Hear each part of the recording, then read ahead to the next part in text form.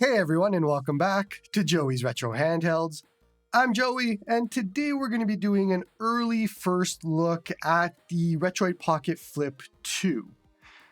Now, I have to be upfront with you, this is not a finished final retail version of the Flip 2. This is actually an engineering sample, and I only found this out last night when I sent an email to Retroid asking, hey, is this a final retail unit? And they said, no, it's an engineering sample. Then they didn't tell me what exactly is different about this. I asked, hey, if it's an engineering sample, can you tell me what is different here? What do I need to know? Because in the past, other companies like AYN, for example, would tell me, hey, this whole thing is finished, but the triggers are not, or whatever. And then I know going in what is final, what is not final. I have no idea what is not final on this device, meaning I can't do a final review, and others can because they might not have the same standards that I do, as I could normally see, but I don't know what's new or different here. Like, for example, if the plastic isn't finished, I can't do a review on that, and I can tell you that this plastic feels very cheap. So is the plastic not finished? I don't know. Is the rest of it not finished? Remember, on my live stream last night, the rubber part fell out. So the part that is supposed to keep the hinge from touching the other part fell out. That seems kind of important. Is that engineering sample? So hopefully that explains what I mean when I say I can't do a final review, because I just don't know what is final here.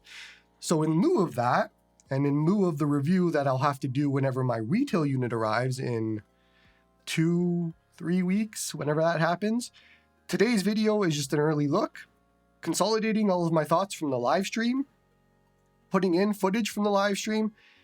And that's kind of it. That's all I can do until I get a final unit. And you might not like this. You might still get angry at me and want a final review, but others will have that. You can go to their channel for that.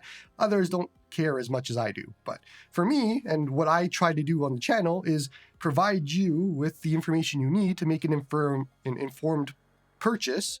And I can't do that if it is not a final unit that you will be getting. So long story short, let's talk about what I do know. And all of this is subject to change, because if the final unit is different than what I've played with, then none of what I say today is going to matter, but we don't know.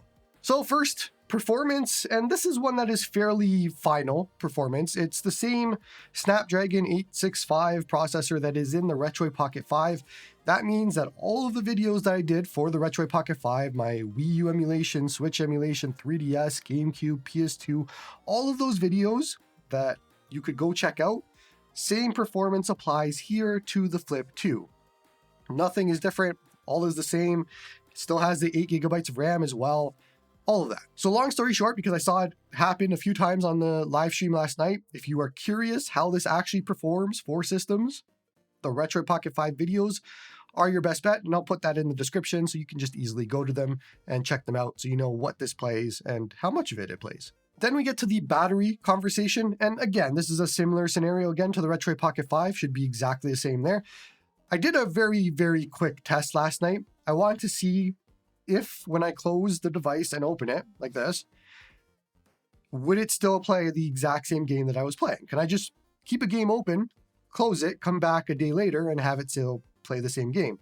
So I opened up a PlayStation 2 game, and at 10 o'clock at night, I shut it down, PS2, came back in the morning, this morning, 10 hours later, and we lost 3% of battery, but the game still worked perfectly just fine.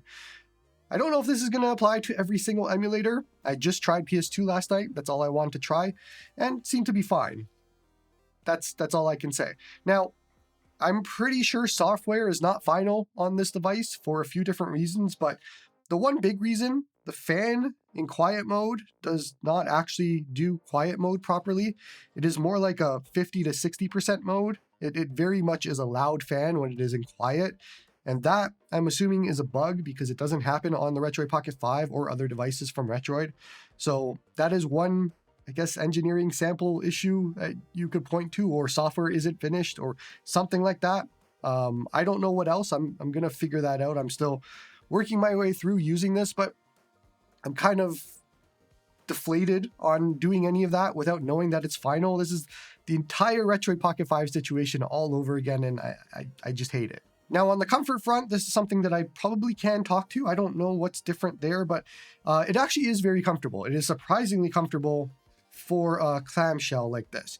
You would expect that with the position of the buttons, the position of the sticks, position of all that, I went in going in that this would not be very comfortable. I have not used a device like this where the sticks were up top like this and all that. To me, it seems very comfortable to just hold normally. I don't really have an issue, and throughout the entire live stream, I felt comfortable with it. Not like the Retroid Pocket 5. And that was one device where over time I've grown to have problems with it comfort-wise and ergonomic-wise. The Flip 2, so far as I can tell, seems to alleviate those concerns. We did a few different games on the live stream last night. Call of Duty streaming, where I had to use sticks and all of that, actually felt really good on the Retroid Pocket Flip 2, which is surprising because I did that same test for the Retroid Pocket 5 and I hated every minute of it. So there are improvements here. Another example was the Super Mario 64 on Nintendo 64. Can't play that on the Retroid Pocket 5. I literally can't. I've tried. That was one of the games that made my eyes open to the lack of ergonomics on it. But the Flip 2, no problems at all. I actually felt really comfortable just using it for that purpose. So long story short, on the comfort side at least, this all feels good. And this is kind of going to tie into my thoughts. And I said it last night, the device feels cheap. It does not feel like a normal Retroid product in that way. The plastic, again, I don't know if this is finished or not, but the plastic feels very cheap. I can bend and flex it all. I can make it squeak. I can do all of that. It makes me worry a little bit about throwing it in a bag if anything's gonna crush it or anything like that, because I don't know what damage is being done when I do this. And I get it. Nobody's gonna sit here going like this all day long. But for a device that is meant to just be thrown into things like a clamshell is, that's how I use my clamshells. I don't want to worry about it. If I wanted to worry about it, I would have a device with a normal screen on it. Like that, it doesn't make sense. So when I throw this around, when I put it in my sling bag, when I do all of that, I don't want to worry about it breaking or anything like that. And to me, this feels very cheap. It does not feel Retroid premium in a way. And that isn't a deal breaker to me right now, but it could be in the future. I don't know. Again, this could be the engineering sample plastic. It could be not final plastic. Again, this is the problem of I don't know. But for me, it does not feel premium. It does not feel Retroid Pocket premium that we've come to understand from them. Like, for example, I have my Retroid Pocket 5 here. This, there is no flex, there's no bend, there's no give. The plastic feels hard, all of it. If I had my Retroid Pocket Flip 1 anymore, I remember that being very sturdy, not having any issues at all with flex or give. It was very clamshell. This is not that. This is very like soft plastic, very bendy. I don't know. We could go either way on this, but to me, the entire thing kind of just feels cheap, like even down to what they're using for the triggers and the buttons, or the shoulders and the triggers. The entire thing feels weirdly cheap to me. And it's hard to explain, I think, without you having it in your hand and then talking about it. But hopefully you understand what I mean. Now, one question a lot of people are going to have is the hinge. And I can tell you that at least it does this. It clicks in there, and then you can kind of click it in there. I don't know what the long-term reliability of the hinge is going to be. That's not something I can test, really. I mean, I could sit here doing this all day long, but that's not going to tell you anything, and I have more time on my hands than that. So long story short, hinge reliability and how that's going to be over time is something that we'll have to look at over time. It's not something I can review or comment on at the moment. And then we get to the controls front, and this is where I was happily surprised in a lot of different ways, and then kind of not happy in some ways.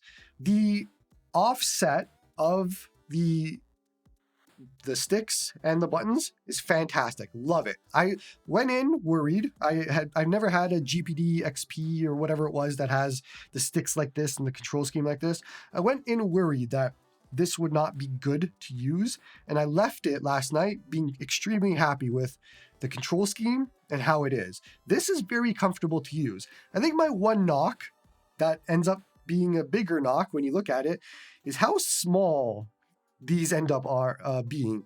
The D-pad and buttons for the size of this should be a lot bigger. I found myself being confused last night because my thumb was hitting like all 4 buttons, and it doesn't normally do that on like the Retroid Pocket 5 or others. And I was very confused as to why that was happening. And it could be the way that you hold it, but I was hoping, or now that I've used this, I think it needs bigger D-pad and bigger buttons. You have the space to do so. It doesn't make sense not to do it. That's kind of my only knock there. Another knock is the power button should not be in the center. That is a very weird spot for it to be in. I find that a lot of people are going to hit that power button instead of home or back every single time. I did it a few times on stream last night. Might take some getting used to, but I don't like the positioning of that power button. I don't think it really makes sense either. I don't know why it would be there, but who knows? Anyways, one other thing that I do not like that it doesn't have, it's missing the mappable buttons that used to be on the back of the Flip 1, right on back here. There's 2 buttons that you could map to different functions. It doesn't exist here. You don't have that available to you. I liked using those. I had functions that I used with those. It sucks not having them here. Kind of a negative, but other than that, I think overall on the controls, I'm actually extremely happy with it. It's very comfortable to use. It's a really good control scheme for everything. Call of Duty was fine. Mario 64 was fine. Playing D-pad fighting games was fine. Platformers were fine. Every single combination of control scheme felt good. So that is a win, in my opinion. That feels great. That is where this succeeds over the Retroid Pocket 5, because the Retroid Pocket 5 has issues with ergonomics and comfort when you do certain things. I can't use those sticks on the Retroid Pocket 5 to play certain games. I didn't have that same issue here. That is a good thing. Kind of lasting thoughts here. Again, I don't know what's not finished software-wise. I talked about the fan not being in proper quiet mode. That is one issue. Another issue that I think people are going to have a problem with if they didn't use the Flip 1, it is the same scenario here. When you're trying to swipe down from the top, it's a little bit more difficult because of the lip. So your thumb or your finger ends up hitting that quite a bit. And you're going to find yourself sometimes just trying to swipe down and you don't hit it because of the lip there. That's just a normal thing from the Flip 1. It's happening here as well. I don't know of a fix besides putting the screen lower.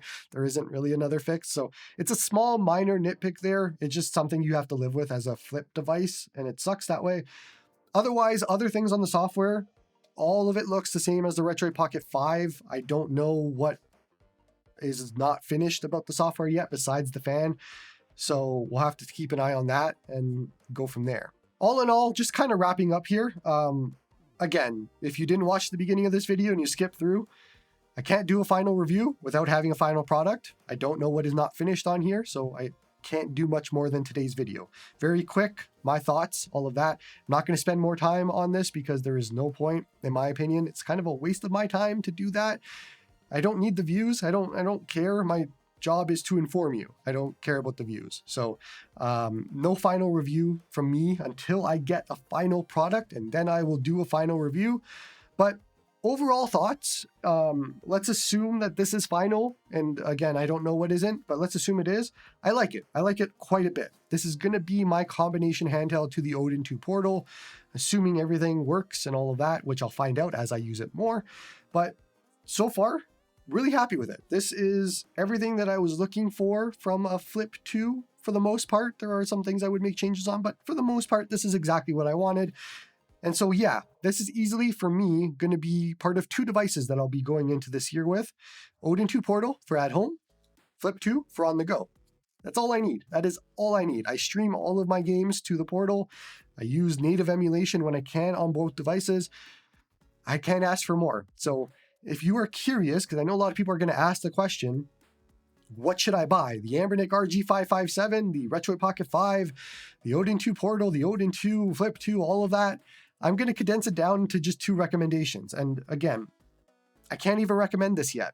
I can't. So Flip 2 is likely going to be that recommendation if everything ends up being proper as it should be.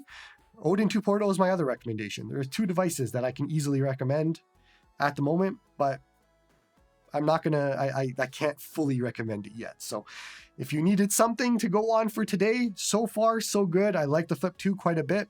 If the final product is this with some improvements, then I'm happy with that, but I can't talk about that until I get one. So that's going to be it for today. I don't want to ramble on. I want to make a very quick video on this to get something out for you. As anybody who didn't want to watch the long live stream last night to get a consolidated version, don't forget to like and sub to help the channel grow.